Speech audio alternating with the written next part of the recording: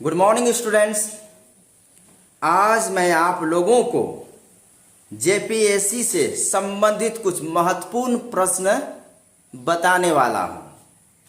ये जो प्रश्न है काफी महत्वपूर्ण है, तो आप बढ़िया से इस क्लास को देखें, सुने, इस क्लास को करें, ताकि यदि ये प्रश्न आपका एग्जाम में पूछा जाता है तो आसानी से आप लिख लें। सबसे पहले मैं बताना चाहता हूं कि जो हमारा यहां पर प्रश्न है, एग्जाम में यही अगर प्रश्न पूछे जाते हैं तो 4 विकल्प के साथ में पूछे जाएंगे, 4 ऑप्शंस के साथ में पूछे जाएंगे।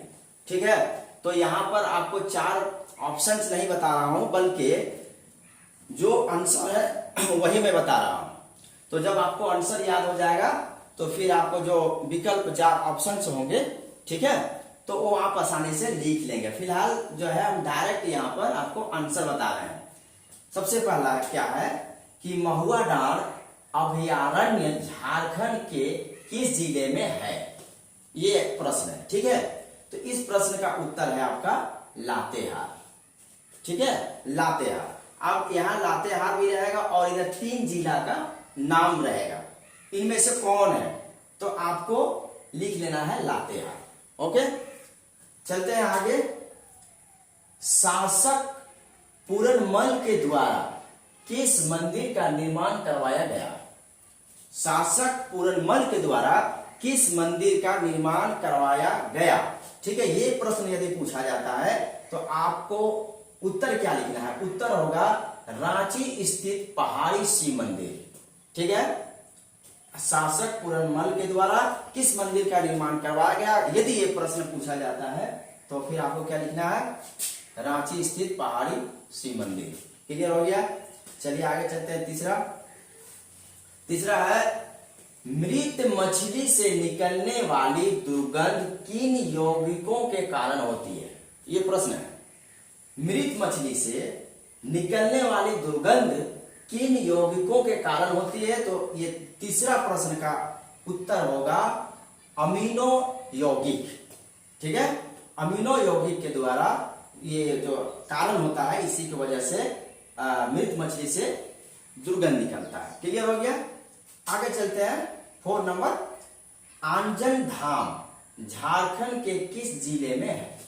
आंजन धाम झारखंड के किस जिले में है? तो इसका उत्तर हो जाएगा गुमला।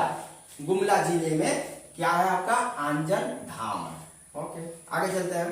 5 में, झारखंड निवासी दीपसेन गुप्ता का नाम किस खेल से जुड़ा हुआ है? ये अगर प्रश्न आता है, झारखंड निवासी दीपसेन गुप्ता का नाम किस खेल से जुड़ा हुआ है, तो इस प्रश्न का उत्तर होगा आपका शतरंज। ठीक है, ओके। 6 में है। 6 में आप देख सकते हैं कि राष्ट्रीय मानव अधिकार आयोग का पहला पुरस्कार हाल ही में किस फिल्म को मिला है? तो इस प्रश्न का उत्तर होगा ब्लैक एंड व्हाइट। ठीक है, ब्लैक एंड व्हाइट। तो इस तरह से ये काफी महत्वपूर्ण प्रश्न है जो आपके लिए याद करना बहुत ही जरूरी है। तो इस प्रश्नों को आप याद कर लें। तो आगे का प्रश्न है 7 नंबर। 7 नंबर प्रश्न है भारत की पहली सशस्त्र परमाणु पनडुब्बी है। ठीक है, कौन सा पनडुब्बी है भैया?